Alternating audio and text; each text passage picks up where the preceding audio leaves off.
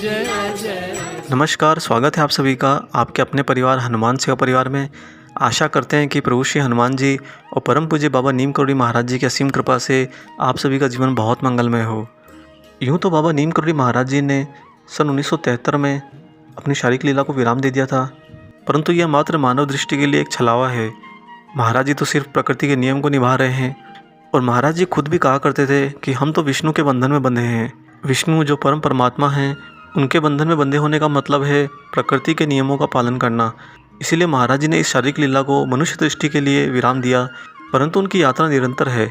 वो हमेशा कहा करते थे कि मैं हवा हूँ, और जिस तरह हवा सर्वत्र है, सदा है, सदैव रहेगी, उसी तरह मैं भी यहाँ सदैव रहूँगा। मैं कहाँ जाता हूँ। महाराज जी के बारे में एक और बात बताई जाती, जब वो शयन करते थे तो उनकी हर श्वास में प्रभु श्री राम का नाम जपते थे। दोस्तों, बाबा ने शारीरिक लीला को विराम देने के बाद भी अनेकों भक्तों को दर्शन दिए हैं, प्रत्यक्ष और अप्रत्यक्ष में। अनेकों ऐसी लीलाएं करी हैं और कर रहे हैं और सदैव करते रहेंगे, जिससे भक्तों का कल्याण हो और धर्म का प्रचार हो। आज आपको एक ऐसी अलौकिक घटना सुनाएंगे जहां महाराज जी ने देह लीला को विराम देने के बाद एक परम भक्त को कोर्ट केस में जीत दर्ज करवाई। इससे पहले हम आगे बढ़े, आप सभी से एक छोटी सी गुजारिश है, अगर वीडियो अच्छा लगता है तो वीडियो को लाइक ज़रूर कीजिए और वीडियो को ज़्यादा से ज़्यादा शेयर कीजिए। तो आइए बिना देरी किए ले चलते हैं आपको इस अलौकिक घटना पर। श्री ओम प्रकाश सिक्का बम्बई में 16 वर्ष की लंबी अवधि तक एक औद्योगिक प्रतिष्ठान में इंजीनियर के पद पर कार्यरत थे। बाद में एक मित्र के साथ मिलकर अपना व्यापार करने का निश्चय किया और इसी उद्देश्य से बम्बई की नौकरी छोड़कर उन्होंने सन 1988 में दिल्ली की ओर प्रस्थान किया। वे दिल्ली आ गए, लेकिन दिल्ली में उनकी बात न बनी। जिस व्यापार को मिलकर आगे बढ़ाने का निश्चय किया था, उसमें ज़रा भी प्रगति नहीं हुई। अतः वे फिर से नौकरी की तलाश में निकल पड़े। सन 1990 में वे हल्द्वानी आ गए और एक केबल उद्योग में वाइस प्रेसिडेंट बन गए। इसी बीच बम्बई के औद्योगिक प्रतिष्ठान वालों ने, जहां से उन्होंने नौकरी छोड़कर अपना व्यापार शुरू किया था, उन लोगों ने उनके ऊपर एक झूठा मुकदमा दर्ज करा दिया कि वे अपने साथ एक गुप्त प्रौद्योगिकी को ले गए हैं। मुकदमे के सिलसिले में वे श्री सिक्का को बार बार बम्बई जाना पड़ रहा था, इसलिए वे काफ़ी परेशान रहने लगे। एक दिन श्री सिक्का को काफ़ी परेशान देखकर उनके सहायक ने सुझाव दिया कि कैंची जाकर बाबा नीम करोड़ी के मंदिर में उनका दर्शन करें, वहाँ माथा टेकें और अपनी परेशानी उन्हें बताएं। बाबा सबकी कठिनाइयाँ दूर करते हैं और लोगों की सारी मुरादें पूरी करते हैं, और लोग उन्हें कंबल भी चढ़ाते हैं। श्री सिक्का अपने सहायक के साथ अप्रैल के अंत में कैंची गए, बाबा को प्रणाम किया।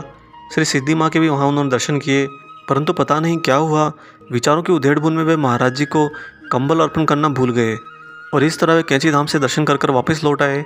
इसके ठीक 8 दिनों बाद 5 मई 1990 को इनकी फैक्ट्री वाले मकान में एक बूढ़ा सा साधु आया और बोला कि मुझे बद्रीनाथ जाना है, एक कंबल खरीदूंगा, बहुत ठंड है वहाँ पर, कुछ रुपए दान कर दो।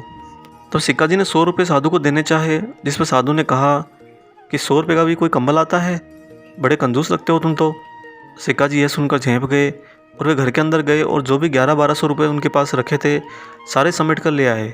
जब वे रुपये साधु को देने लगे तो साधु ने उन रुपयों में से सिर्फ 500 रुपये निकाले और बाकी लौटाते हुए कहा कि 1 साल बाद ही तेरा फैसला होगा और तू जीत जाएगा, भंडारे में कैंची ज़रूर आना। यह कहकर वहाँ खड़े साधु अचानक गायब हो गए।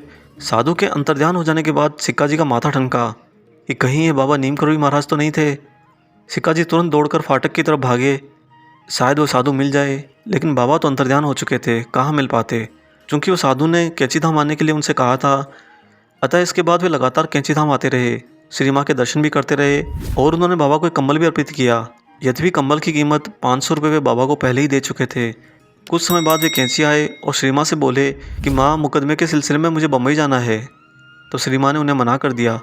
सिक्का जी ने कहा कि माँ, अगर नहीं जाऊँगा तो केस बिगड़ जाएगा, मेरी अनुपस्थिति में सामने वाला पक्ष हावी हो जाएगा और यह केस मेरे ही खिलाफ और ज़्यादा ख़राब हो जाएगा।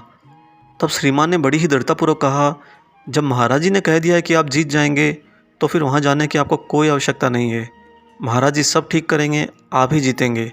सिक्का जी ने माँ द्वारा कही गई दृढ़तापूर्वक बात को मान लिया और बम्बई नहीं गए।